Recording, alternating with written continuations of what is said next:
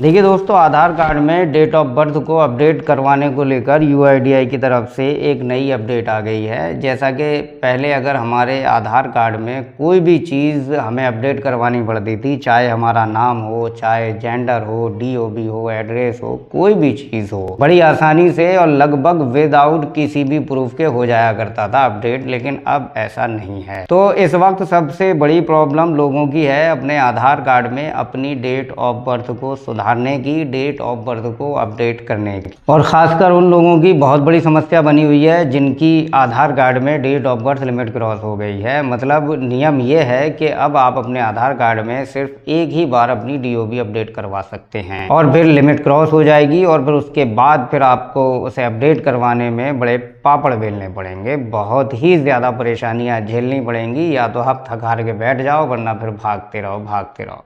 मतलब हिमालय पहाड़ पे चढ़ने जैसा है डीओबी लिमिट क्रॉस को अपडेट करवाना। खैर, तो आधार कार्ड जन्म तिथि में सुधार के लिए क्यूआर कोड वाला जन्म प्रमाण पत्र देना होगा। ये देखिएगा, स्क्रीन पर है पूरी अपडेट, मैं पढ़ के सुना रहा हूँ आपको और आप खुद भी पढ़ सकते हैं। पटना मुख्य संवाददाता। ठीक है, आधार कार्ड पर जन्म तिथि में सुधार करवाने के लिए अब क्यूआर कोड वाला जन्म प्रमाण पत्र देना होगा।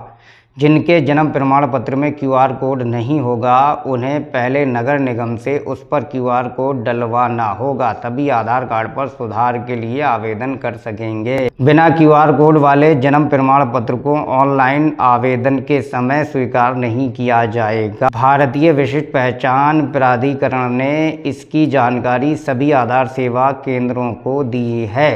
हर दिन बड़ी संख्या में जन्म प्रमाण पत्र के सुधार को आवेदन आते हैं। ऐसे में पुराने वाले जन्म प्रमाण पत्र को स्वीकार नहीं किया जा रहा है। आवेदक को क्यूआर कोड वाला जन्म प्रमाण पत्र लाने को कहा जा रहा है। पहले बिना क्यूआर कोड वाले जन्म प्रमाण पत्र भी ले लिया जाता था। अब वही जन्म प्रमाण पत्र स्वीकार किए जाएंगे जो नगर निगम से ऑनलाइन जुड़ा होगा।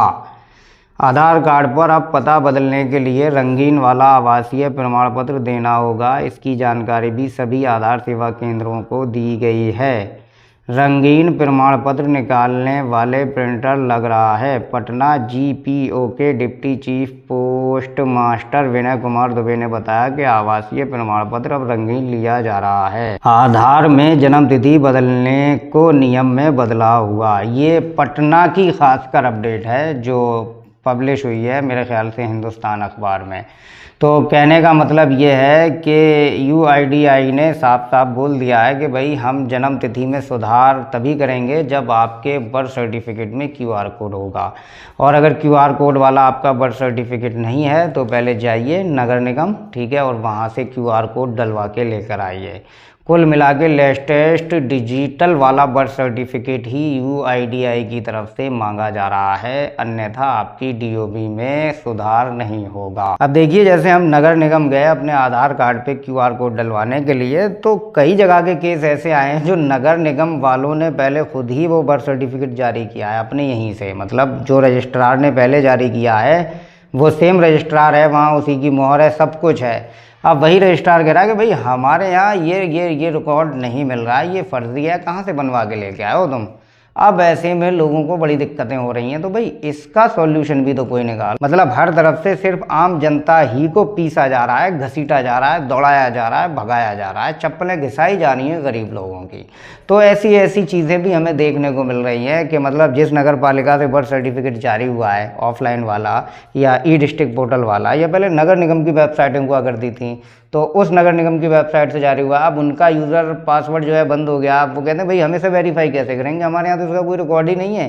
तो मतलब फर्जी बड़ा उसे साबित कर दिया जाता है, तो ऐसा कैसे चलेगा। मतलब एक व्यक्ति आपके नगर पालिका ही से अपना बर्थ सर्टिफिकेट जारी करवा के गया, तो भाई अपने ऑफलाइन वाले रजिस्टर में उसे देखो ना, सो कहीं नहीं देखा जाएगा, बस यूँ ही मुँह उठाया और कि फर्जी है तुम्हारा, जाओ।